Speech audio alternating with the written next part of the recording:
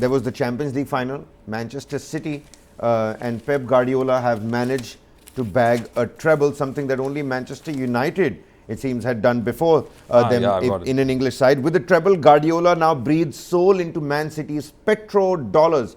Petrodollars, of course, because the team had been bought by the Etihad Airways Group, one of the sheikhs of the UAE back in the day.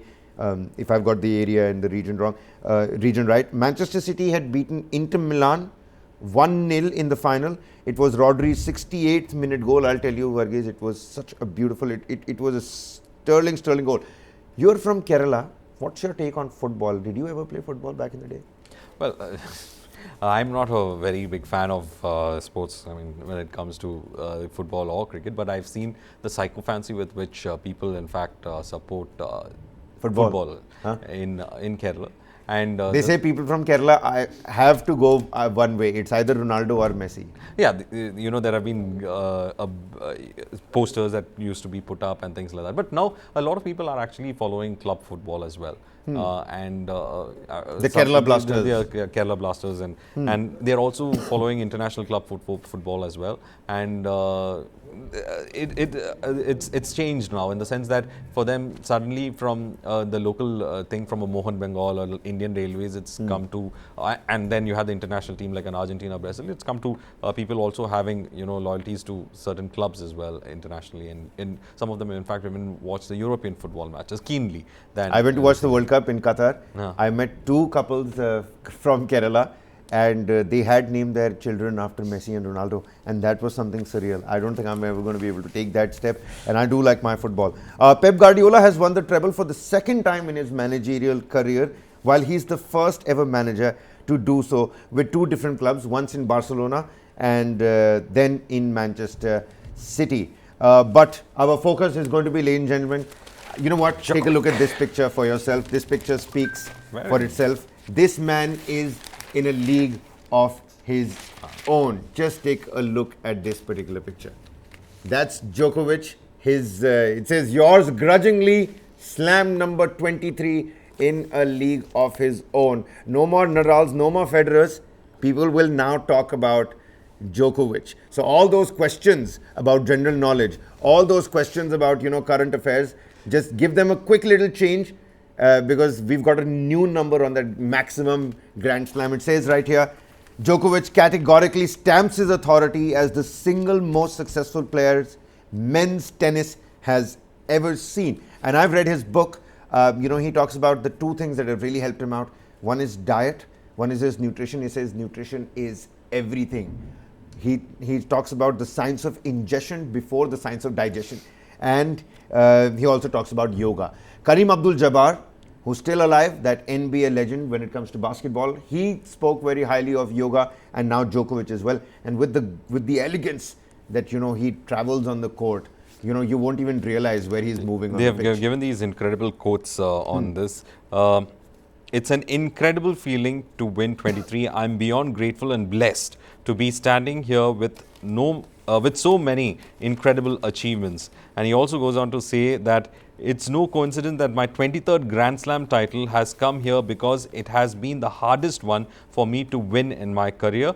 I am very emotional right now and I'm very, very proud. Well, of course, he deserves to be proud when you have 23 titles with you. You know, Alcaraz, the Spanish player, he's supposed to be the next big thing. He's a youngster. He matched up with Djokovic in the semi-finals of the competition. Many people said that, you know, this is the final of the competition because you've got number one, number two, that particular battle was happening. Maybe I don't have the numbers right. He's supposed to be the next big thing.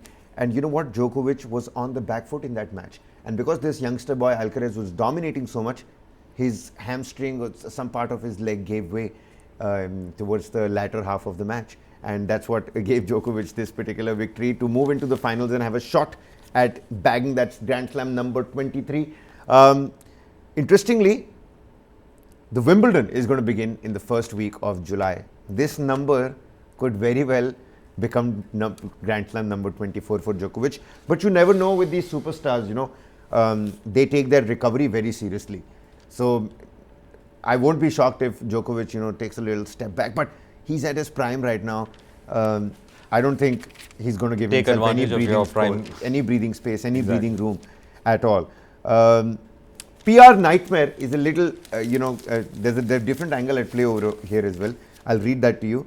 His likeness for controversy stemming from his insistence that he does not want his opinion censored regardless of the consequences make him a PR nightmare, and he does not care, happy to exist outside the binaries that modern sporting icons have reduced to in today's PR controlled world. That's how much freedom he plays with. A numbers game as well, just for statistics. 15. Novak Djokovic has won 15 of his last 18 Grand Slam finals.